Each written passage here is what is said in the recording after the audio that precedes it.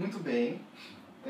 Eu estou aqui no canal Cidadão Cidade, que é o blog de entrevistas de Campinas. Meu nome é Pedro Augusto. Eu estou aqui para entrevistar o Thiago Crepaldi.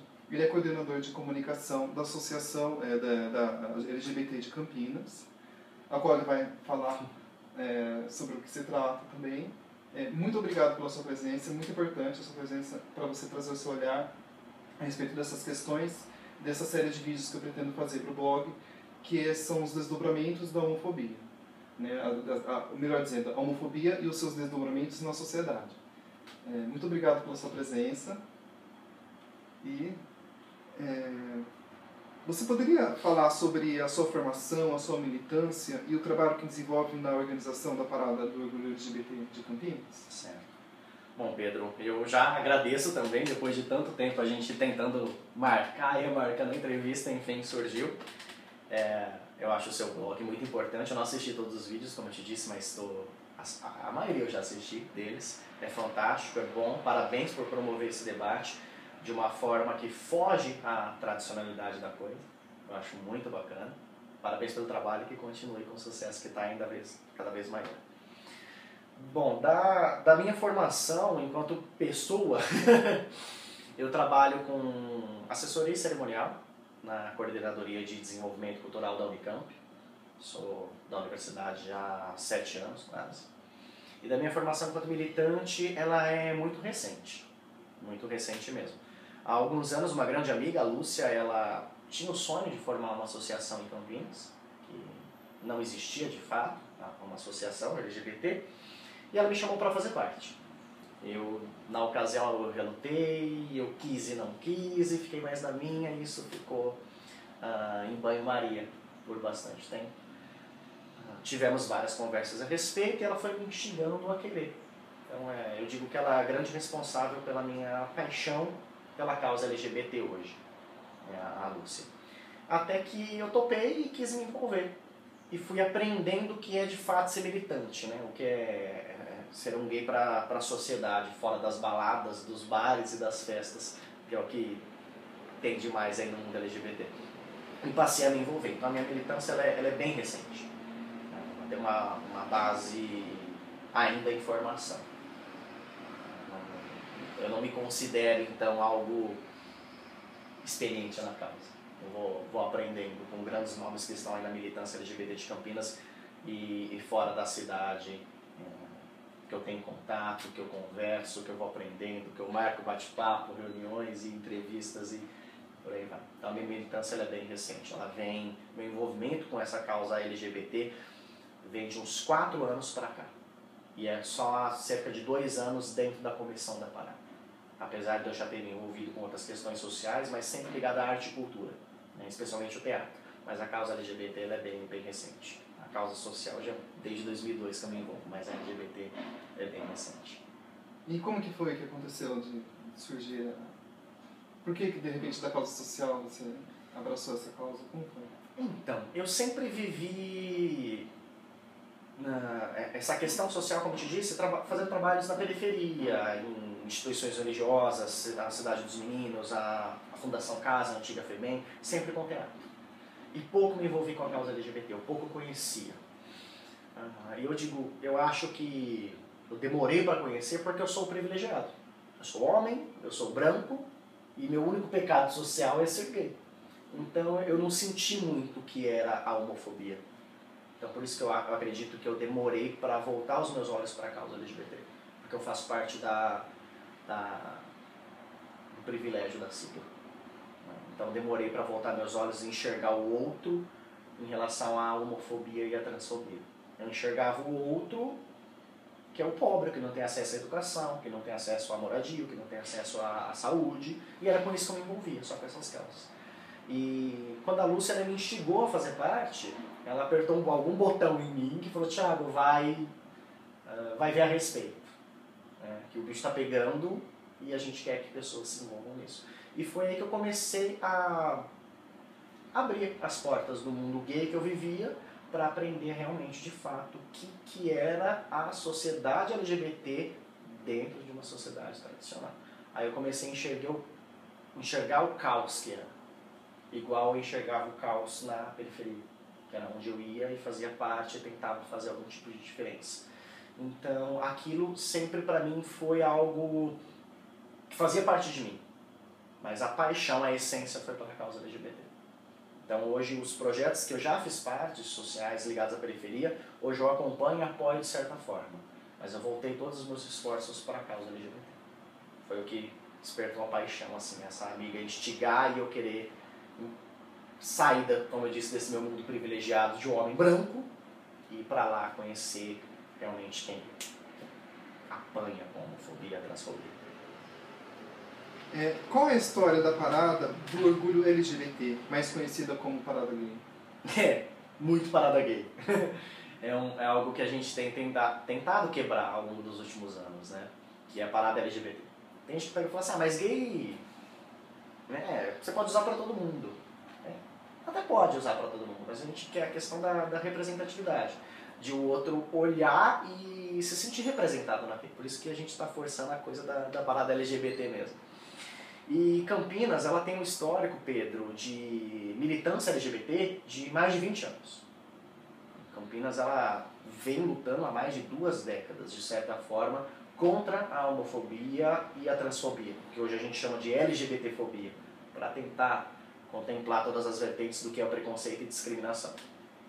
E esse histórico de cerca de 20 anos, esse ano vai completar a 17ª realização da parada LGBT da cidade. A primeira foi em 2001, em junho também, não me lembro ao certo a data, acho que foi dia 28 de junho, não tenho tanta certeza, em 2001, que não reuniu nem 500 pessoas. Mas foi um marco, não só pela realização da primeira parada, mas Campinas ela tem um ar de ser pioneira nas situações, não só no meio LGBT, mas no meio artístico-cultural, no âmbito do Manifesto Popular. A Campinas ela tem essa mania de ser pioneira ou então ser uma das primeiras. E em 2001, Campinas foi uma das primeiras cidades do interior a ter uma parada LGBT. Então isso foi sensacional, porque o que nós víamos eram só nas capitais. São Paulo, que hoje é referência mundial nesse evento, tem uma das maiores paradas LGBTs do mundo, ela estava na 5ª edição. E nós vimos isso na capital, nas capitais. E Campinas foi uma das primeiras cidades do interior a ter uma parada gay na época, né, que reuniu cerca de 500 pessoas. Então ali nasceu, de fato, um movimento LGBT, que já existia antes, né, mas ali nasceu, se concretizou o movimento LGBT na cidade, que teve continuidade até hoje. Estamos há 17 anos fazendo a parada de forma ininterrupta. Tem algumas cidades aí que, por um motivo ou por outro, interromperam e depois voltaram, mas Campinas está há 17 anos de forma ininterrupta com a parada. E quem, dos grandes nomes que há 20 anos estão aí, alguns nos acompanham até hoje na formação dessa comissão, outros acompanham um pouco de longe, outros tomaram outros caminhos, mas nós temos esse histórico de luta de mais de 2 décadas. Em especial com o grupo Identidade, que é um coletivo LGBT, que tem um histórico imenso, ele que começou essa formação e a existência junto com outros coletivos. E essa foi a história da parada. De uma construção sempre muito ampla, muito coletiva, muito participativa para a formação. Então ela é bem diversificada. Não é a visão de determinadas 6, 10 pessoas. É uma participação bem grande. E nos últimos anos nós tivemos uma participação ainda mais ampla. Pessoas de outras cidades, de outras associações, de outros coletivos da região vêm para participar da construção da Parada de Campinas. E ela já se consolidou, né? Vamos para a 17ª edição, que esse ano ela promete ser um marco tão grande quanto foi em 2016, que foi uma parada totalmente diferente de tudo que a gente viu. Por quê? Porque ela, vamos dizer, ela retomou algo que algumas paradas se perdeu.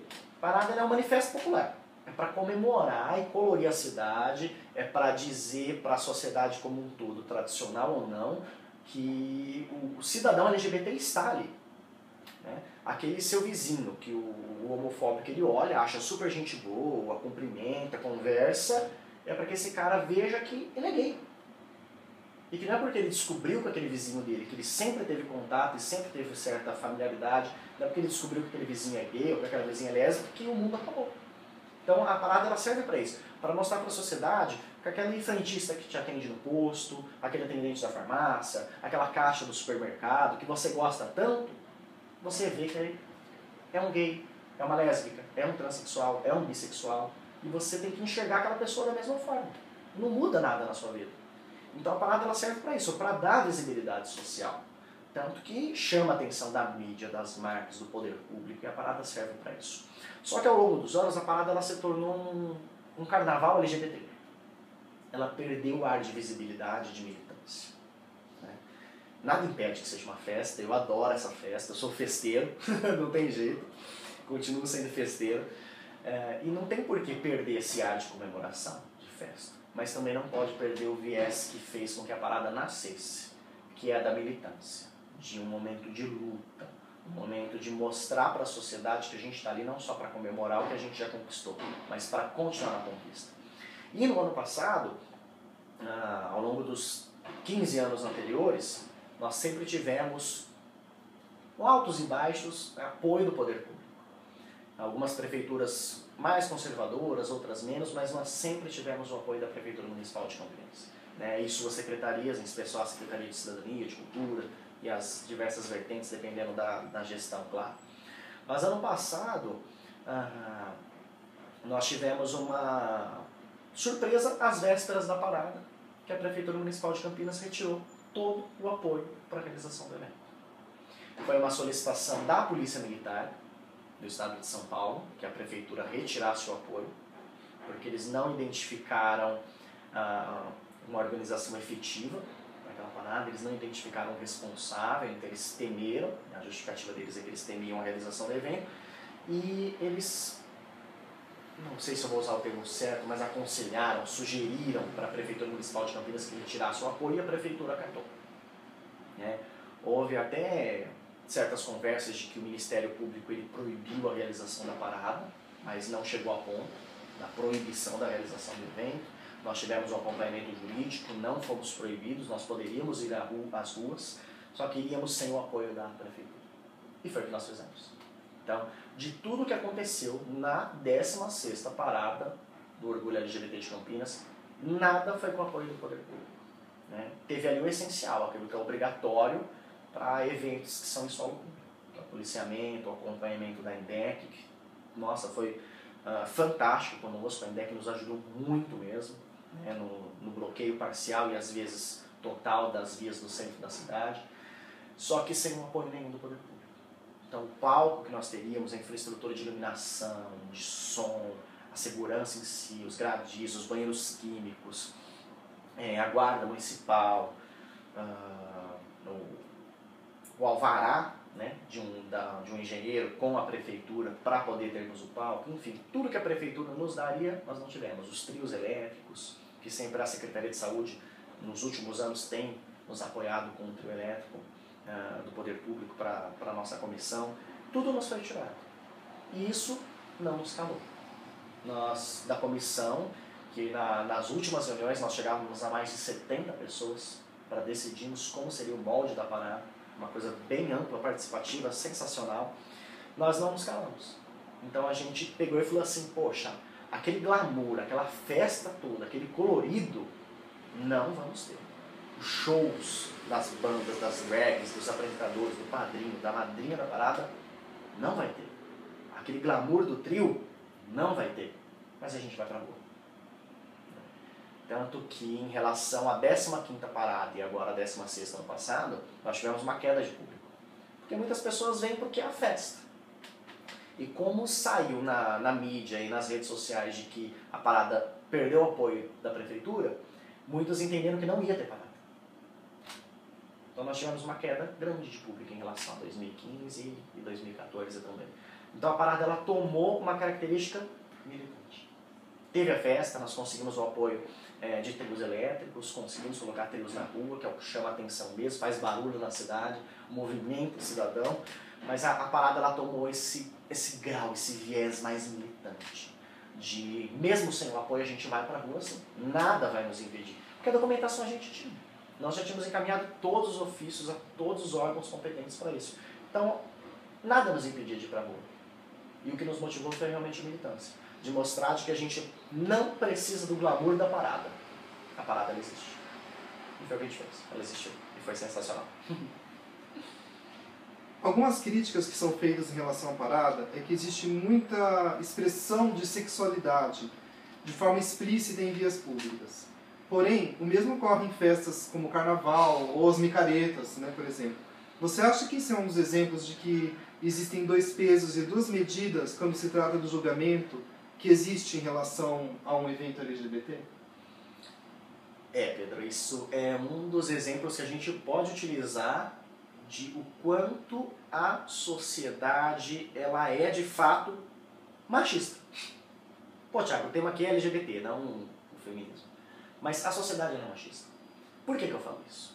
Quando acontece um carnaval, uma micareta, uma festa popular na rua e a parada LGBT em qualquer local, a sociedade conservadora, tradicional, ela usa as duas armas mais cruéis que eu vejo hoje, que é o machismo e a LGBTfobia. Porque para o carnaval, que é uma festa heterossexual, vamos dizer assim, a sociedade culpa a mulher e usa o corpo da mulher como objeto. E a parada culpa os gays, né? Porque todo mundo enxerga a parada como gay, apesar de não ser, como eu disse, é LGBT, mas tomam como gay. Então eles usam da culpa do machismo, que é a mulher que provoca, é a mulher que faz com que o assédio aconteça, é a mulher que é a culpada da situação, do exibicionismo, da sexualidade. O homem vai lá para curtir, mas ele acaba transando no meio da rua, escondido atrás de um carro ou num cantinho na parede, porque a mulher provocou.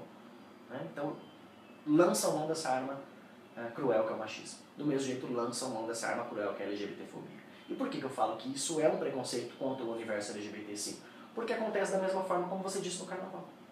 E a sociedade passou, pouco a pouco, de alguns anos para cá, a criticar isso no carnaval também. Mas não é tão veemente, tão forte quanto criticam na parada. Então a sexualidade, ela existe mesmo. As pessoas, elas exibem os seus corpos nus ou seminus, elas se pegam de uma forma mais quente na rua, na parada, isso acontece, sim. Quem está especialmente em cima de um trio vê isso, né? Porque tem um campo de visão maior, isso acontece. Só que a sociedade, ela critica na parada porque é um meio LGBT. Começou a criticar na parada. Então, a sexualidade, o exibir o sensualismo com o corpo, não é exclusivo do meio LGBT, não é exclusivo do meio gay, é do ser humano. Mas criticam e apontam a parada como o mal. Tanto que em Campinas, por exemplo, é uma das cidades que não se comenta sobre isso abertamente, mas é uma das cidades no Brasil que tem a prática do dogging. Não sei se você já ouviu falar ou já conheceu a respeito, que é a prática do sexo dentro de um veículo a céu aberto. Isso acontece em Campinas, mas não é tão criticado quanto a pegação gay. Por quê? O dogging é mais praticado por heterossexuais. Então, o homem e a mulher heterossexual pode parar o carro no meio da rua, isso acontece em alguns bairros que circundam o centro de Campinas, pode parar o carro no meio da rua e transar ali dentro durante a noite ou a madrugada. Isso não é tão criticado pela sociedade quanto a exibição sexual dentro de uma parada. Porque está de dia ou porque está de noite? Não, não é só isso. Porque se um transexual, um gay ou uma lésbica tomar essa mesma atitude do dogging heterossexual na cidade, a crítica vai ser maior. Então a sociedade, ela precisa aprender a separar que a exibição sexual não está ligada ao meio LGBT. A exibição sexual está ligada ao ser humano. É um processo histórico, é um processo cultural, que precisa ou não ser trabalhado, isso vai do entendimento de cada um, mas não é exclusivo do meio LGBT. Então a sociedade, ela pauta que a causa LGBT ela é manchada por uma questão. Eles mancham toda uma causa nobre, humana, de cidadania, por causa de uma questão. A parada, ela envolve tantas outras questões importantes. São pessoas que morrem por LGBTfobia, ou porque são assassinadas, ou porque cometem suicídio pela pressão da família, do trabalho, ou da falta dele, dos amigos, por não aceitar o seu corpo, por não se aceitar gay ou lésbico ou transexual. Então o suicídio, ele também é ligado à homofobia, à transfobia. É a falta de você, a parada, ela briga, ela luta pela falta do direito de você poder usar o seu nome social, pelo direito de você chegar a algum lugar, um supermercado, uma cafeteria, ou andar na rua de mãos dadas com seu namorado, ou sua namorada. A parada, ela luta por isso. Mas a sociedade, ela quer manchar o movimento LGBT, a sociedade tradicional conservadora, usando a sexualidade explícita que acontece, mas ela quer manchar uma causa que é muito mais nobre do que isso. Então, um carnaval ele não vai parar. E não para. Porque tem mulheres exibindo seu corpo nu e homens exibindo seu corpo nu. Então, a parada ela não para e ela não vai parar porque tem gente que exibe o seu corpo nu ali. Isso não vai fazer a gente parar.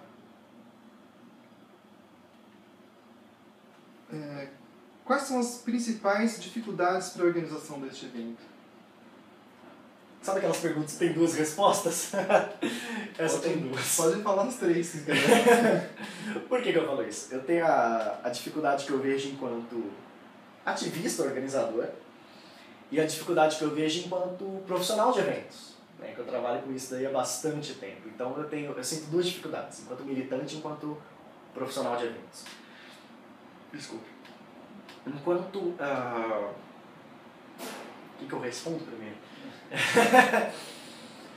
Vamos falar mais fácil. Enquanto organizador de evento, a principal dificuldade que eu vejo é que as pessoas no meio dessa organização, fazendo parênteses agora, até a parada do ano passado não existia uma associação.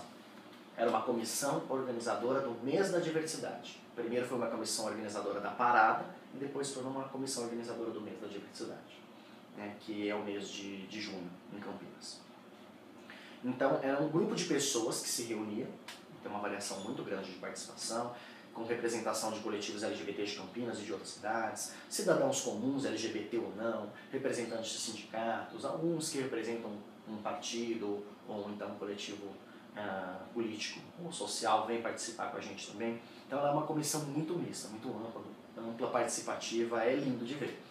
Mas não existia associação em si. Então a associação ela foi fundada em agosto de 2016. Então até então essa comissão não existia pessoas que representassem cada estrutura necessária à organização do evento. Não tinha de fato um nome que cuidava de uma comissão auxiliar que cuidasse da comunicação, um nome que cuidasse de uma comissão auxiliar que tratasse da documentação do poder público. Não tinha um nome que cuidasse de uma comissão auxiliar que tratasse dos shows. Então não existia. Era uma decisão totalmente de todo mundo, daquelas 70 pessoas. Isso, enquanto profissional de eventos, é prejudicial. Porque, apesar da decisão ela continuar sendo ampla e participativa, tem que ter alguém que responda por ela e seja o nome que vai organizar aquela situação junto com uma comissão auxiliar grande. Que é o que nós temos hoje na associação, por exemplo, que estamos trabalhando agora na parada, nessa realização. Então o que eu vejo é essa falta da organização de nomes. Com quem que eu vou tratar se eu quiser ser o patrocinador do evento? Antigamente não tinha um nome específico que tratava disso. Era toda uma comissão. Então agora tem um nome que se trata, que trabalha, que dá respeito e apresenta para a comissão nas assembleias que tratam da parada. Então agora existem responsáveis dentro da associação que pegam essas informações da sua área de atuação e levam para o debate coletivo dentro das comissões auxiliares. Então esta foi a principal dificuldade que eu encarava, que eu olhava aquilo e falava, meu Deus, é meio bagunçado o negócio, mas com o olhar profissional da coisa. E agora a dificuldade que eu vejo muito, que isso também não é exclusivo do meio LGBT, não é, de modo algum, é lidar com as vaidades, né? O estrelismo de algumas pessoas. E repito, não é exclusivo do meio LGBT, não é. Lido com eventos só na Unicamp há 7 anos, são quase 300 eventos por ano, e às vezes passa de 300 eventos por ano. E essa vaidade com os organizadores, com os promotores de eventos, em tudo. Mas na militância LGBT existe de uma forma muito forte. E isso gera rupturas. Então as pessoas elas levam ali para dentro da comissão, infelizmente, questões que são pessoais que acabam interferindo na organização de um evento que é de todo mundo. Tem pessoas que se sentiam donas de determinadas ações. Isso eu falo como Thiago, não como associação. É uma dificuldade que eu tenho muito grande desse tempo que eu estou na militância LGBT. De lidar com as vaidades das pessoas que elas acham que do modo dela está certo. Isso é muito ruim. Eu gosto não, tem que ter uma decisão, tem que ter alguém que oriente, é como numa mesa de debates. Está todo mundo debatendo, mas tem um mediador. Então ele ajuda a a controlar para que a coisa fique dentro daquele mesmo assunto, daquele mesmo debate. Ninguém se extrapole nem nada.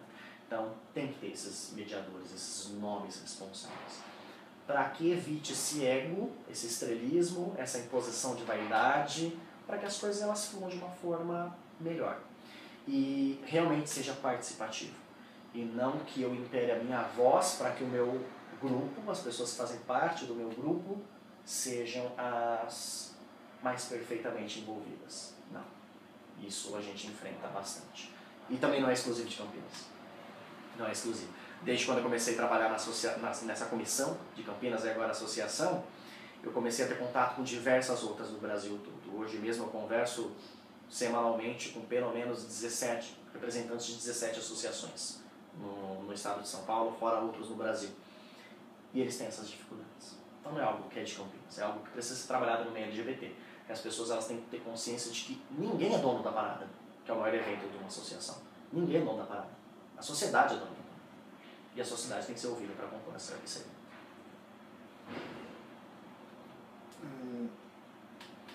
Além da parada, existe uma agenda voltada para o debate da homofobia, bem como questões relacionadas a gênero. Como você observa a percepção do público que comparece aos eventos paralelos da parada? Essa é uma questão, Pedro, que eu falei, Campinas tem mais de 20 anos de ativismo. E vamos completar agora 17 anos de parada. Então essa é uma questão que eu sinceramente eu não posso abordar historicamente. Como eu te disse, a minha militância é muito recente. Eu estou aprendendo o que é ser militante da causa LGBT. Com pessoas que estão nessa causa ou nesses 20 anos, ou antes disso em outras cidades, ou então estão há muito mais tempo que eu. Mas o que eu posso dizer, dentro do tempo que eu estou envolvido com isso, é que em Campinas, infelizmente, desde o tempo que eu estou envolvido, a questão política e social, ela é muito falha na causa LGBT enquanto comissão da associação. A maior representatividade que nós temos na luta LGBT em Campinas é do Centro de Referência LGBT, que esse ano ele completa 14 anos. Campinas foi, como eu falei, ela tem mania de ser pioneira nas coisas, é o primeiro centro de referência LGBT do país. É o primeiro que está aqui há 14 anos sem parar o trabalho dele. Teve alguns anos com muitas dificuldades, outros que foram mais fáceis, mas ele nunca interrompeu o trabalho dele. É uma luta social e política muito grande. Eles, vamos dizer, não fisicamente, mas social e politicamente, apanham muito pela causa LGBT. E é uma briga que é, uma luta que é não só municipal, mas que busca junto ao Estado, busca junto à União, né? Uma luta. Então, o centro de referência ele não deixou Campinas de lado, ele não esqueceu do município de origem dele, mas ele também não ficou preso nessa bolha que é Campinas. Ele se expandiu para o Brasil todo. Então tem parcerias e ações, debates que vão do Brasil afora. Então é isso que é a representatividade LGBT política e social hoje em Campinas. A associação até então não tem. É triste, é infeliz eu lhe dizer isso, mas não tem. É zero, Thiago, pelo pouco que você viu? Não, não é zero. Mas é totalmente deficitário, insuficiente. A comissão em si, ela trabalhava mais pelo mês da diversidade, junho. Então, de janeiro a maio e de julho a dezembro, uma ou outra ação. Existia, mas eram poucas. E mais ligadas à parte de evento, não ao debate social e político da causa LGBT. Isso é muito pouco mesmo. E eu estou tendo em mente que 2017 ele é um ano estratégico, porque nós fundamos a associação, agora ela existe, ela tem um estatuto social, ela tem um código de ética, ela tem um CNPJ, ela foi trabalhada coletivamente para a fundação dela, um grupo de pessoas se reuniu, debateu as necessidades e ela foi criada em si. Então, nós sermos agora jurídicos nos abriu portas de forma escancarada para a gente poder trabalhar. Mas eu digo que 2017 e parte de 2018 são os anos estratégicos. Porque a gente está trabalhando os caminhos para mudar o histórico de Campinas nos últimos 20 anos da causa LGBT. Então, em 2017, a população, a sociedade civil, o poder público, o setor privado, o terceiro setor vai ver pouco da atuação social e política dessa associação. Porque a gente está formando caminhos, nós estamos formando as parcerias, que ainda bem estão indo muito bem, né? Logo, logo a gente vai começar a, de fato, colocar a mão na massa para a sociedade. Por enquanto a gente está colocando a mão na massa de forma interna.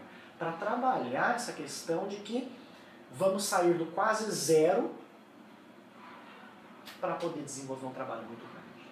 Então, para esse ano, nós temos algumas ações que são mais sociais e políticas, tá? Fugindo um pouquinho dessa parte do viés, especialmente agora, dia 17 de maio, é o Dia Internacional de Luta contra a Homofobia.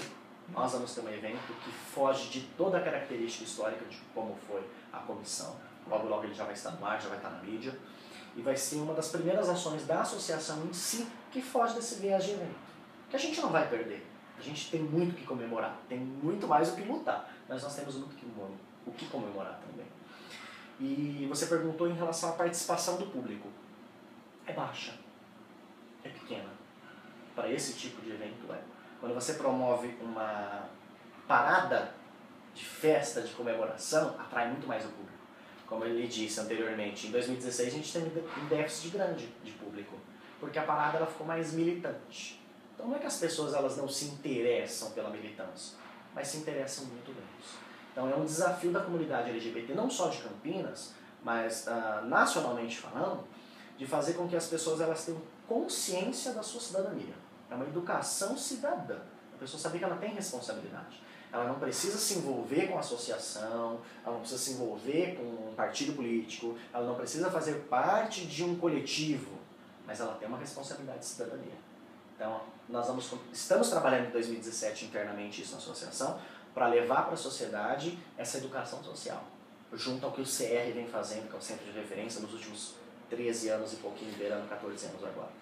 Então a gente tem esse vínculo muito forte com o CR. Então estamos aprendendo com eles para poder levar isso de uma forma mais forte, mais efetiva para a sociedade. Para engajar ao sujeito, ao cidadão, ao indivíduo, a querer entender o que ele é enquanto cidadão e agir em prol disso. Independente de, né, ser gay, de ser lésbica, de ser bissexual, né? É uma questão de tentar trazer as pessoas para lutarem por causas que necessariamente não lhes dizem de respeito diretamente, sim, mas enquanto cidadãos, né? O que você tem a dizer sobre isso? A questão da cidadania, eu acho ela fantástica porque quando a pessoa ela tem consciência do que é ser cidadão, ela não se volta só àquilo que ela faz parte. Então, eu sou homem e gay. A minha causa é LGBT, mas a minha causa de cidadão não é LGBT. Eu tenho obrigação de lutar contra o racismo, o machismo, de não sou mulher, mas de apoiar o movimento feminista. Então, o cidadão ele tem essa obrigação de combater toda e qualquer forma de opressão, de discriminação, de repressão, de preconceito. E a associação, ela é LGBT? Ela é. Mas nós estamos criando vínculos com outras associações e coletivos justamente para esse debate de cidadania. Não só pela causa LGBT. Porque enquanto o cidadão ele vai se interligando, ele vai formando elos com as suas causas, ele vai se fortalecendo. E é desse modo que a gente quer trabalhar. De fortalecer a causa LGBT dentro do nosso meio, se aliando com outros movimentos sociais. Isso já existe. Já existia antes da associação, da comissão. Tanto que a gente tem, durante a realização das paradas, apoio de diversos movimentos sociais de Campinas e fora dela, de sindicatos. Então a gente já tem esse vínculo. O que a associação está fazendo agora é buscar fortalecer. E não só manter esse vínculo para um evento de um movimento ou de outro. Não, mas para o debate público daquilo mesmo. Estamos em contato com a área da diversidade de alguns partidos. Nós não vamos nos filiar a ele, a gente tem uma questão suprapartidária, tá? Que é a causa LGBT, então a gente não vai se vincular a partidos, mas a gente quer trazer eles para dentro desse nosso debate. Para que aquele vereador, vereadora, deputado, deputada que não é gay ou lésbico ou transexual, ele entenda a nossa causa, ele entenda que é uma causa de cidadania e vai nos ajudar nessa luta. Se ele já estiver dentro do poder público ou quando ele estiver dentro do poder público. Então é justamente isso que você disse, Pedro. É uma causa cidadã. A pessoa criar aquela consciência de que ela tem que lutar pela melhoria da sociedade, não só da bolha onde ela vive. Isso não adianta nada. Campinas possui a primeira escola voltada para jovens gays no país. A Escola Jovem LGBT, fundada em 2010. Apesar do pioneirismo A escola foi alvo de ataques que mostraram a face conservadora da cidade, que não sabe lidar com a existência da diversidade de gênero. Como você acha que é possível trazer informação e conhecimento com o intuito de quebrar preconceitos e em meio a uma sociedade que parece tão hostil perante o que lhe é considerado como diferente? É bem complicado. E eu, sinceramente, eu não tenho uma visão de um futuro próximo que a gente vai conseguir mudar isso. Eu não tenho. Campinas, nossa, 30 minutos que a gente está falando aqui, eu acho que eu falei isso umas 10 vezes. É a mania de ser pioneira, né? E olha aí, de novo, o pioneirismo. É fantástico isso. Mas Campinas, ela tem um histórico conservador muito grande. Ela tem esse histórico. Então, não adianta Campinas querer ser pioneira nos projetos que quebram o conservadorismo. Ela precisa trabalhar isso na sociedade, primeiro. Porque senão esse pioneirismo vai para um ápice e vai morrer. Né? Vai surgir, mas não vai florir, não vai crescer. Porque Campinas, ela é conservadora. Então, os movimentos sociais da cidade, em especial o LGBT, que é do qual eu faço parte, tem que trazer para a população essa consciência de cidadania, essa educação, essa modificação cultural, para que as pessoas enxerguem de um modo diferente. Porque o preconceito, ele nasce de diversas formas. Mas uma das formas que ela nasce é, como você disse, é do desconhecer, é do diferente. Então, aquilo que é diferente, eu temo. Eu tenho um certo preconceito. Eu adoro assistir Animal Planet. Eu não vou me lembrar quando foi isto, mas foi em 2011, 2012, que eu estava assistindo, e um cara, ele foi pro meio da savana africana, e ele tinha umas ideias muito loucas. E ele levou pro meio de um grupo de leões, para enfrentar os leões e mostrar que o animal tem medo do desconhecido, rolos de papel higiênico. Eu preciso achar esse vídeo. Ele tacava rolos de papel higiênico nos leões, e os leões corriam, e não chegavam perto. E quando chegavam com aquele receio de, o que é isso? Porque o animal, ele tem medo daquilo que ele desconhece. Então o preconceito, ele nasce desse medo daquilo que desconhece. E o meio LGBT, ele foi reprimido por si mesmo e pela sociedade principalmente durante décadas. Então ele ainda é diferente. Todo mundo sabe que o gay existe, mas as pessoas têm medo de se aproximar, medo de entender. Então, o movimento social, ele tem um grande desafio pela frente, antes de querer ser pioneiro nas ações, na sua cidade, no seu estado, de fazer com que a sociedade, ela não tenha medo de se aproximar, de que a sociedade, ela entenda o que é o meio LGBT. Então, não adianta fundar centros de referência, fundar escolas, fundar projetos, programas, se a sociedade não entender aquilo antes, porque ela vai trabalhar contra. E essa sociedade conservadora, ela tem força politicamente falando. A gente já viu isso muito no Brasil. O nosso legislativo é extremamente conservador. Então, se nós não fizermos com que a sociedade entenda, ela vai atrás do poder público, para que o poder público barre aquilo. E o poder público vai dar ouvidos. É a responsabilidade do poder público dar ouvidos à população. Então, ao passo em que a sociedade entendeu que é o mecanismo da causa LGBT, ela não vai apelar ao conservadorismo do legislativo, por exemplo, que é muito forte. E ela vai passar a, junto conosco, cobrar do legislativo que quebre o seu próprio conservadorismo. Então, eu tenho para mim que a escola LGBT em Campinas não deu certo por causa disso. Ela foi jogada dentro de um ambiente conservador, sem trabalhar com o ambiente antes. Conservador e hostil. E hostil. O conservadorismo, ele é hostil, não só para a causa LGBT, para tudo. Ele atinge tudo o que não está dentro daquela visão que ele tem. Ele atira para todos os lados. O conservadorismo, ele tem que ser erradicado, porque ele prejudica a sociedade. Ele criou aquele mundo, aquela bolha, que aquilo é o certo, e o que foge daquilo, ele quer extinguir, ele quer trabalhar contra. Então o conservadorismo, ele tem que ser extinguido na sociedade, não só para a causa LGBT, mas por todo e qualquer movimento social. Então, falando do município, todo movimento social em Campinas tem que trabalhar para quebrar isso dentro do cidadão, antes de querer cobrar da Câmara dos Vereadores, antes de querer cobrar da Prefeitura. Porque a gente vai ter um aliado, um cidadão que antes ele não conhecia, ele tinha medo e trabalhava contra ou não, agora ele vai trabalhar a favor da gente. Então a gente tem que envolver primeiramente a sociedade, para chamar a atenção do poder público e o poder público olhar e falar assim, tem algo se movendo ali, deixa eu chegar perto, deixa eu entender. Aí lá de dentro a gente vai ver alguém que quer ajudar, alguém que vai se comprometer, sendo LGBT ou não, e vai nos ajudar a tirar do poder os que se sentem donos do poder. Então, podem reabrir escolas LGBT em Campinas. Elas não vão para frente, porque a sociedade não vai permitir. Então, eu creio, nós temos que trabalhar socialmente, com o cidadão, na cara a cara, no olho, promover debates, promover discussão, para que o cidadão ele conheça e veja que não é bizarro. Para que os leões da sociedade não tenham medo de um rolo de papel higiênico. Né? Um rolo de papel higiênico causa que mal para o leão? Nenhum, mas ele teve medo. O gay causa que mal para a sociedade? A lésbica, a transexual, causa, a travesti, causa que mal para a sociedade? Nenhum. Mas os leões estão com medo. A gente tem que mostrar que é natural. Somos cidadãos tanto. Então eu acho que o único modo da causa LGBT dar certo é trabalhar primeiro na sociedade. Porque não importa o quanto um vereador, um prefeito, um deputado queira fazer, quando ele colocar aquilo para a sociedade vai exigir que aquilo não aconteça. E com a base conservadora, vai conseguir. Então acho que é o inverso. Ao invés de ir para o poder público, nós temos que ir para a sociedade. Para que a sociedade faça esse pedido para o poder público. Não a sociedade LGBT, a sociedade. É quebrar o conservadorismo primeiro no cidadão, depois em quem está lá representando o povo.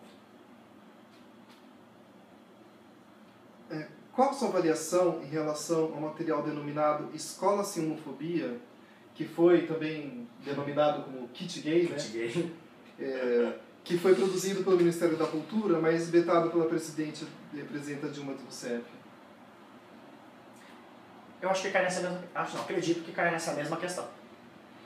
Não trabalhou a sociedade para receber aquilo. Não trabalhou. Por quê? Apesar do impeachment ter acontecido, ou o golpe ter acontecido, a sociedade trabalhou muito forte para que isso não acontecesse. Mesmo que aconteceu, a sociedade trabalhou muito forte para que não acontecesse. Ela exigiu do poder público que não acontecesse. É que nem eu disse, não teve êxito, mas a sociedade ela se movimentou para que não acontecesse. Do mesmo modo, esse kit gay. Se tivesse uma aceitação da sociedade, quando a base religiosa do legislativo forçou para que aquilo lá fosse reprovado, né, Dilma não assinasse embaixo, se a sociedade tivesse movimentado, talvez Dilma não teria cedido ao conservadorismo. Talvez. É um talvez? A gente está no processo de transição. Igual há algumas décadas atrás, a gente ficou no processo de transição democrática. A ditadura já tinha acabado? Tinha, mas a gente não vivia numa democracia. Estava no processo de transição. E eu enxergo que a gente está no processo de transição de movimentos sociais.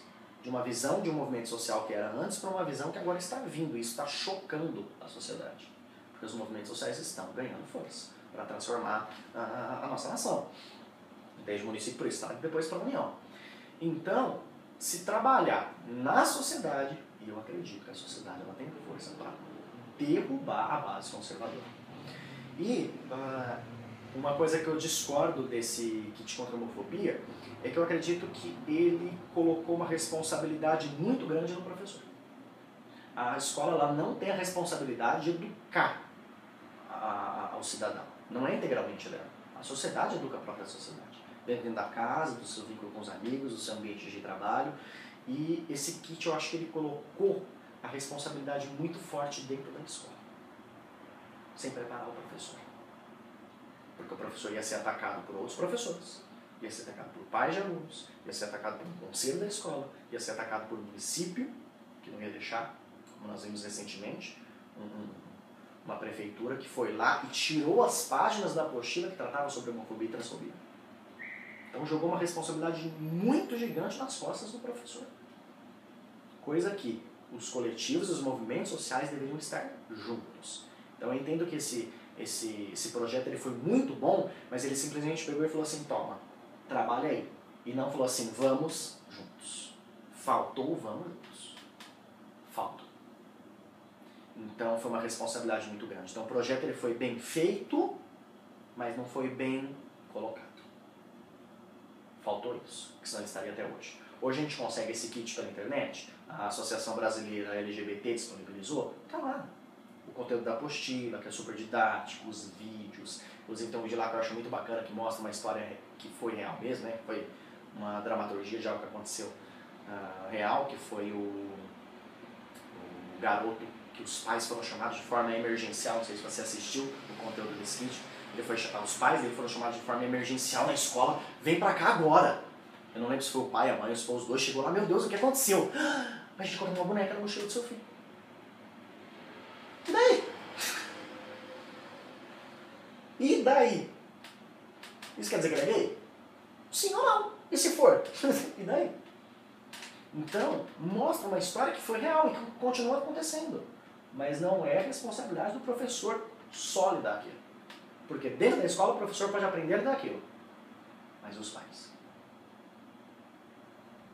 E os pais? É aí que tá. Então, eu senti que nesse projeto jogaram toda a responsabilidade nas mãos dos educadores e educadoras. E não é assim que funciona. Então, para mim, o fiasco foi esse. Nessas duas vertentes. Não trabalhou a sociedade para receber aquilo e jogou muita responsabilidade na mão dos professores. Parece, na época eu não estava envolvido de forma tão grande no movimento social LGBT, mas se eu tivesse, eu ia sentir como se tivessem tirado a minha responsabilidade e jogado para o professor. Colocou demais, uma sobrecarga muito grande para ele trabalhar.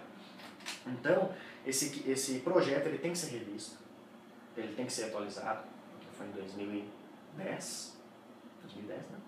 Então já passou aí 7 anos, a sociedade já se transformou. Então esse projeto ele tem que ser atualizado e antes dele ser efetivamente colocado, tem que se trabalhar dentro da sociedade. Para que a sociedade aceite que dentro da escola onde ela vai colocar o filho dela, vai trabalhar contra o preconceito.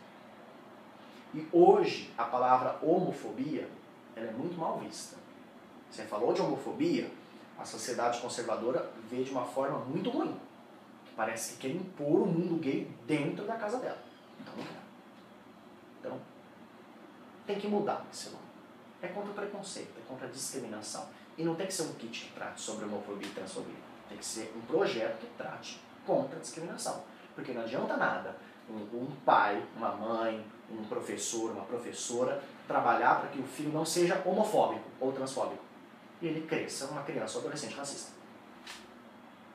Então hoje você falar para a sociedade conservadora que você vai lutar contra o racismo, ou contra o machismo, a misoginia, soa muito menos pesado para a sociedade conservadora do que você dizer que você vai lutar contra a transfobia. Então a gente está num caminho que temos que ter cuidado com o que a gente vai jogar para a sociedade, porque senão isso vai virar contra a gente. Isso vai virar contra a gente. Então não é ter dedos, não é aceitar a imposição da opressão, não. É trabalhar de forma estratégica. É trabalhar de forma estratégica para que a sociedade ela comece a aprender aquilo, para depois aceitar, para depois respeitar. É passo a passo. Eu acho que o projeto não teve passo a passo, ele foi top. Empurrado. Empurrado. Nada que é empurrado é bom. Por melhor que seja a ideia. Nada.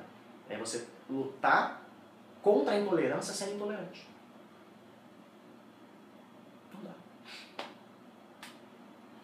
Qual é a sua percepção sobre personagens gays presentes na teledramaturgia? Bem como programas de humor também. Gente, eu sou bem criticado quando eu falo a respeito disso. Aí eu uso sempre como resposta, e vou usar agora, que rolou muito na década de 80, não sei se em 70 já tinha, não me lembro mesmo, mas na década de 80, comecinho dos anos 90, tinha muito, era o auge do humor nacional, os Trapalhões. Em que se trabalhava dentro do humor, dentro do cômico, o racismo. O Mussum era negro. E não era um escurinho, ele era um negrão. Estava no mais alvo de todos, ele era um negrão. E ali dentro do humor se trabalhava o racismo. Se trabalhava o preconceito que se tem com o nordestino. A xenofobia, o medo do estrangeiro, né? Daquilo que é de fora do seu ambiente. Com o Zacarias. Às vezes um pouco com o Didi, mas o Didi era um piadista, né? Então ele não era tão alvo da brincadeira. Mas trabalhava isso com o Zacarias. E já se trabalhava a homofobia com o Dedé. Dedé era o mais soltinho da turma de Os Trapalhões. Então, hoje, quando se coloca um estereótipo bem-humorado e às vezes escrachado, gay, lésbico, ou trans, ou drag queen, ou travesti, ou o que seja, as pessoas se sentem ofendidas. Mas tá fazendo chacota com gay? É absurdo, isso é homofobia. Nem sempre. Uma das coisas que o Brasil ele tem reconhecimento internacional, essas pessoas podem negar, mas é a verdade, em relação ao bom humor do brasileiro. A receptividade que nós temos com todo mundo é característica do mundo, é o bom humor nacional. O Brasil trabalha muito bem o humor. Então, eu penso, tenho convicção de que o meio LGBT tem que abraçar essa arma que é o humor. Porque o lar brasileiro, tradicional ou não, conservador ou não, ele aceita o humor. Então, o personagem gay, o personagem lésbico, ele vai estar dentro das casas brasileiras de forma humorada, bem humorada. O único cuidado que tem que ter é para que ele não seja escrachado, para que o homofóbico veja aquilo como uma piada que ele possa usar. Tudo tem que ter cuidado na vida. Tudo. Com o humor não é diferente. Mas temos que lançar a mão dessa arma sim e utilizar ela com humor. Por exemplo, tá rolando aí, em alguns países já foi até proibido a Bela e a Fera. Porque tem o primeiro personagem gay da Disney. Tem o primeiro personagem assumidamente gay da Disney. Porque nós já vimos vários outros personagens baseados em estereótipos, pelos trejeitos, sim, diversos outros personagens, gays e lésbicos, em contos Disney. Que você olha e você entende que ele é um gay ou que é uma lésbica, aquela personagem. Então este de A Bela e a Fera é o primeiro assumidamente. É o primeiro personagem que a Disney pega e fala assim, este é gay. Mas já teve outros. Que a sociedade, ela gosta, ela aceita, ela se familiariza, ela se enxerga naquilo e não brigou. Mas porque a Disney diz, este é gay, estão brigando. Tá igual aos outros personagens, a única diferença é que a Disney falou, esse é. Como ficou mítico a cena de diversos desenhos animados, do Pica-Pau, do Pernalonga, do Frajola, de personagens masculinos do desenho animado dando beijo, porque o Malafaia criticou o beijo gay, que é absurdo, por causa da Disney, que não sei o quê. Mas assim, pô, o desenho animado mostrou isso tantas vezes e ninguém criticou. É porque agora está falando abertamente que é gay. Então, enquanto você não fala assim, olha, o Pica-Pau, o Pernalonga tá beijando o Patolino, tá bom, eu aceito dentro do meu lar. Mas o Pernalonga é gay e está beijando o Patolino que é gay, eu já não aceito mais. Tudo muda. Muda. Então, o meio LGBT tem que usar do humor, sim. O personagem Félix, eu não me lembro de qual novela foi, era um vilão super gay que foi adorado pela sociedade. Teve críticas homofóbicas dele? Teve. Mas a sociedade em massa adorava aquele personagem gay. E não era só nitidamente gay.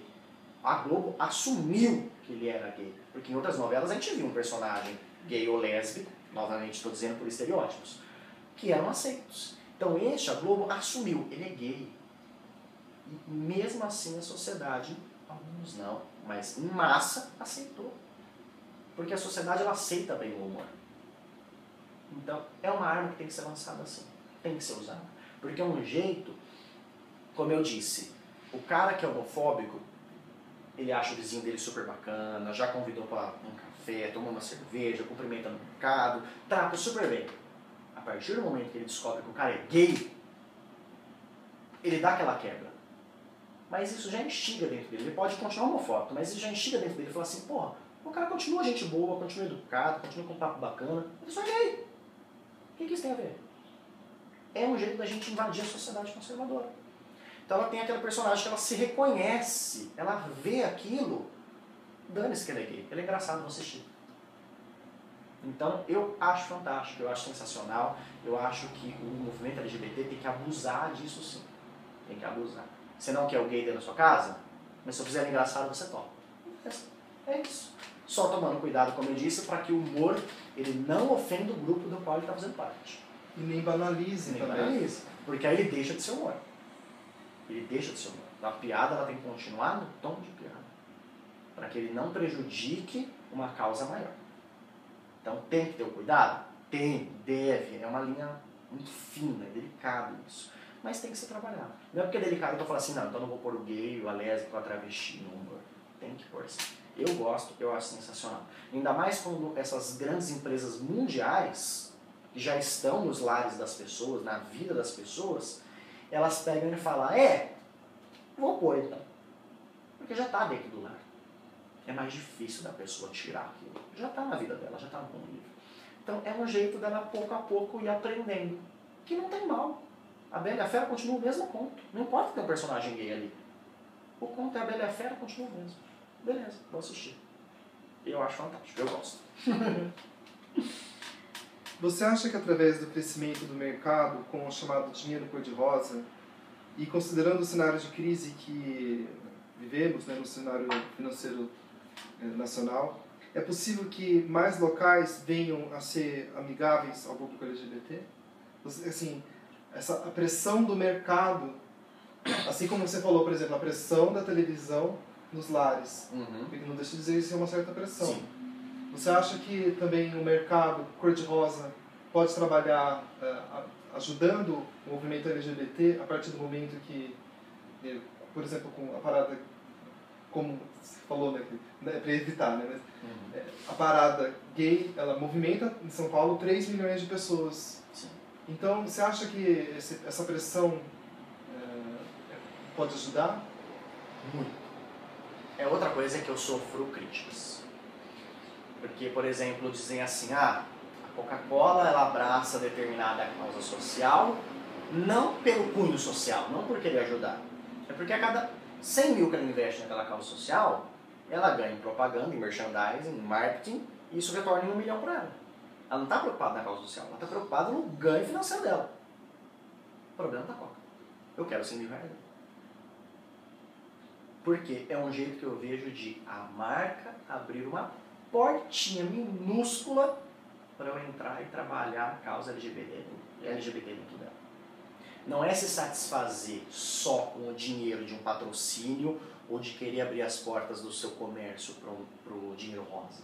Não é se dar conta que aquilo existe e está bom e pronto. Não, é um degrau. É um degrau. Então, hoje, uma grande marca, ela quer injetar grana na causa LGBT simplesmente por merchandising, porque a causa LGBT está em voga, é o auge da coisa. Nossa, eu apoio a causa LGBT, que lindo que eu sou. Eu quero sua grana. E aí? Ela já abriu uma porta para que lá dentro que eu vou conversar com o responsável pela essa área da diversidade em marketing, para me dar o patrocínio, eu já vou conhecer outras pessoas, posso trabalhar ali dentro. Só se for mesmo dentro daquela área que trata dessas parcerias, um combate à LGBTfobia ali dentro, posso criar um programa de parceria mais efetivo com aquilo, posso fazer como existe hoje na Bosch, que tem o RH trans, que favorece a contratação de pessoas trans. É degrau por degrau. Então, a crise ela existe, é fato, ela está presente nas nossas vidas, tanto profissional quanto no ambiente familiar, a gente enxerga que a crise existe, e as marcas elas querem dinheiro. Só que para elas terem dinheiro, elas têm que investir. E se querem investir dentro da causa LGBT, maravilha.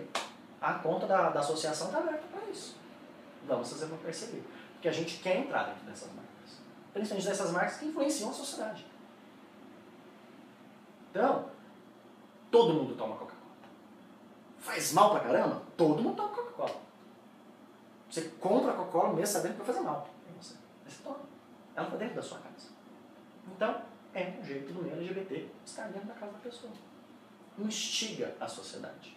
E se eu tenho a grana daquela marca e a possibilidade de entrar lá, anteriormente à crise, muitas empresas não davam nenhum real para a causa LGBT. Hoje elas querem, elas procuram para investir. Elas abriram uma porta para colocar alguém lá dentro de influência que vai transformar aquele escritório, aquela área, aquele departamento que aos poucos vai fazendo com que a empresa, aquela grande marca, ajude o movimento LGBT. Então, a crise ela é bem favorável para todo e qualquer movimento social, em especial LGBT, que é o que eu disse, está em voga.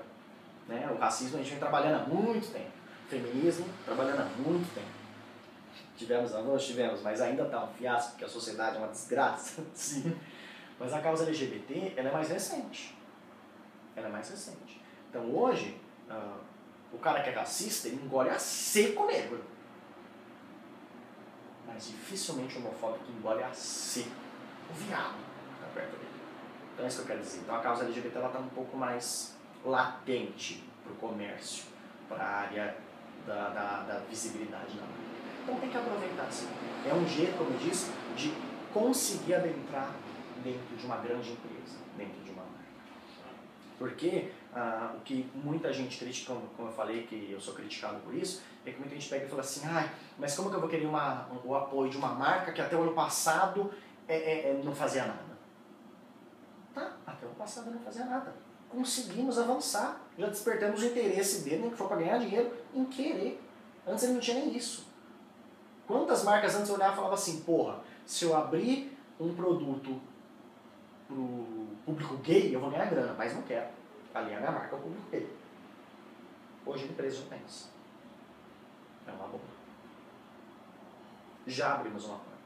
O meio LGBT ele tem que entender que a sociedade ela tem que ser trabalhada degrau por degrau. Não é pegando um elevador. E o meio LGBT quer pegar um elevador. Eu odeio gay, eu amo gay. Não é assim. Não é assim. É trabalhar a intolerância sendo intolerante. Eu conheço raríssimos casos de alguém que é gay, lésbica, bi, ou trans, ou travesti, enfim. Raríssimos casos de pessoa que ela se aceitou. Foi um processo de aceitação. Eu tive minha primeira experiência gay aos 13 anos de idade. Até os 16 eu não me aceitava gay. E dos 16 aos 18 foi algo muito complexo dentro da minha mente para poder trabalhar que eu era gay. Então se eu demorei, de fato, aos 18 anos, um pouquinho depois dos 18 anos, para entender, Thiago, você é gay, dos 13 aos 18, aproximadamente 5 anos eu demorei para entender a mim mesmo, como é que eu vou querer que meu pai e meus irmãos eu cheguem para mim, pai, eu sou gay, me aceita, engole a seco. Não é assim. É degrau por degrau. Do mesmo jeito a sociedade, do mesmo jeito com o poder público, do mesmo jeito com as marcas e as empresas. É degrau por degrau. Não existe a fórmula mágica que vai fazer um elevador. Não existe. Então se a marca até o ano passado era transfóbica, homofóbica, e agora esse ano ele resolveu abrir as portas, gente, excelente. Mas não é só isso que eu quero. Vou aproveitar para fazer uma pergunta que não fazia parte do script, mas Sim. eu acho que é bem interessante nesse momento. Como falar para quem não quer ouvir e explicar para quem não quer entender? Porque eu sinto que às vezes, por exemplo, citando um paralelo, dentro da esquerda, na política, existe uma crítica de que muito é falado para as pessoas que estão entre eles. Mas que não expande o discurso para a maior parte da população entender quais são os questionamentos de fato ali. Então, quando a gente fala sobre a questão LGBT, além das pessoas que têm essa visão de alguma forma ou de outra, independente de serem ou não, de serem gays ou não, mas que existem pessoas que conseguem perceber e captar a mensagem. Como falar para quem não quer ouvir e explicar para quem não quer entender? Você é antropólogo. Eu sou ator.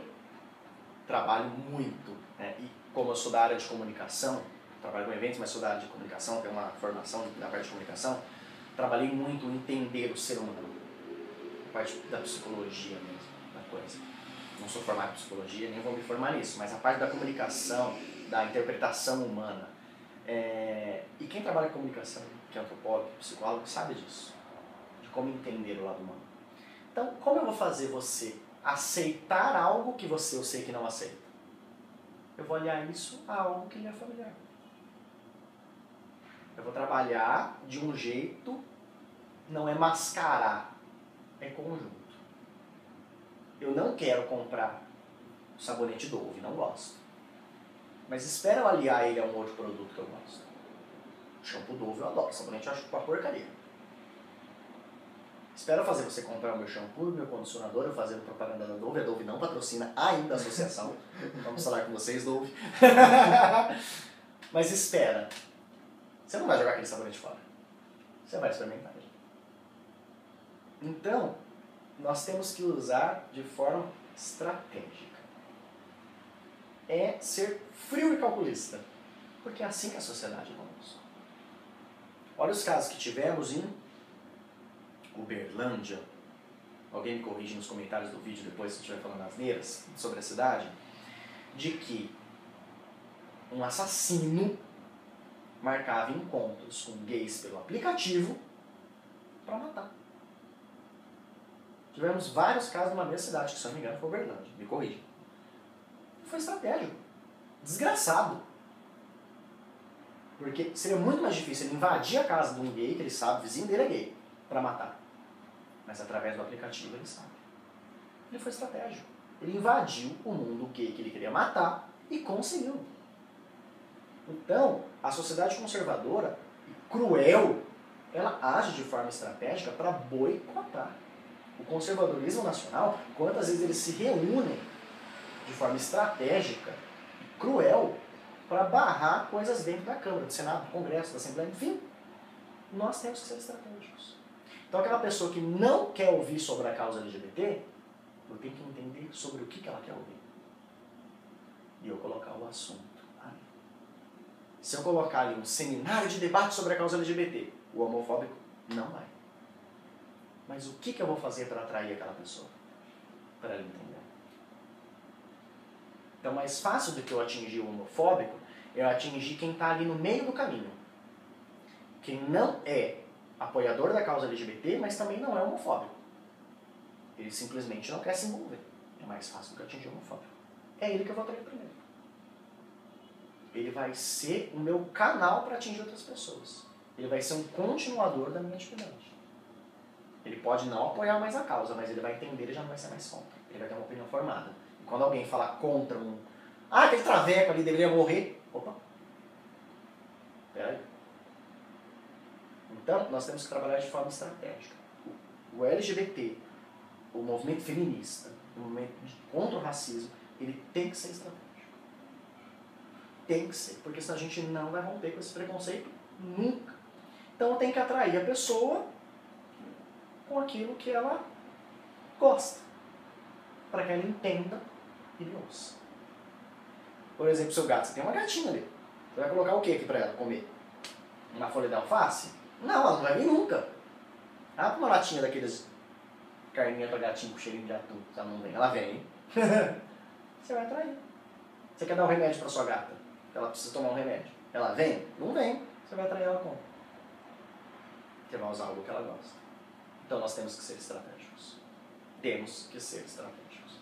Então, não é impor que a pessoa nos ouça. Senão a gente vai estar conversando com uma parede. Isso vai causar mais raiva. Mais raiva. Não é engolir a seco. É degrau por degrau, não é elevador. Então a gente tem que ser estratégico. Então a gente tem que buscar a união desses movimentos sociais justamente por isso. Porque às vezes o cara ele não é racista, mas ele é homofóbico. Se eu olhar as duas coisas dentro do mesmo debate, ele vai ouvir sobre as duas questões. Então, é trabalhar de forma estratégica. O peixe morre pela boca? É fazer isso. É através daí que a gente vai começar a trabalhar a sociedade. Por isso que eu gosto dessas grandes marcas. Como eu falei, elas estão nos lares das pessoas. Se a Coca-Cola fizer uma latinha toda colorida LGBT, o cara não vai parar de tomar Coca-Cola. Ele pode falar na hora, ouvir lá uma Malafaia falar boicote a Coca-Cola. Ah, é verdade, nunca mais compro. Boticário, né? Boticário. Ele vai comprar. Ele pode passar uma semana com raiva de ir no mercado. Na hora ele vai comprar. Ele não vai parar. Ele vai excluir o Facebook dele? Não vai. Ele vai criticar o Facebook dele, mas ele não vai parar de usar. Pouco a pouco, estrategicamente, o meio LGBT, ele vai ter que entrar dentro de casa por casa, para fazer com que as pessoas entendam que é um cidadão. É um cidadão. Ninguém se apresenta, oi Pedro, prazer, eu sou o Thiago Crepaldi, eu sou hétero. Não. Eu também não tenho que apresentar, prazer, eu sou o Thiago, eu sou gay. Não, eu sou o Thiago, acabou. É isso. As pessoas têm mania de rotular quem é gay, quem é hétero. quem é lésbica, será que ela é travesti mesmo? Gente, não é aí. Só que a gente tem que fazer com que a pessoa nos ouça, sem querer ouvir, com algo que ela quer ouvir. É estratégia. Só isso. Perfeito. Muito obrigado pela sua presença. Eu que agradeço. Tenho certeza absoluta de que, tanto para mim, que foi muito esclarecedor, é muito interessante pensar através do seu ponto de vista, o seu olhar, ele foi muito bom para remexer as estruturas e quebrar preconceitos e trazer um novo olhar a respeito desse tema. Eu espero que a gente possa, que o meu blog possa também chegar não só aos ouvidos das pessoas que querem, mas também até, inclusive, aos ouvidos das pessoas que não querem. Sabe assim, eu espero que se uma pessoa, uma apenas, assista essa entrevista e possa perceber, eu não concordo com tudo, mas existe uma razão no que eles estão falando, eu acho que eu já posso dizer que o meu objetivo que já foi alcançado. Cumprimos a missão. E por isso sua presença é muito importante, para que eu possa também conseguir esse objetivo e que outras pessoas também possam, e que um dia esse meu blog seja desnecessário, porque outras pessoas vão fazer seus blogs também, outras pessoas vão falar sobre a diversidade de gênero, vão falar sobre todas as questões que são consideradas como tabus, e que você e outras pessoas também, como você, possam colaborar para que a gente continue pensando juntos. Muito obrigado mesmo. Eu que agradeço, Pedro. Foi sensacional, fantástico. Obrigado. Obrigadão.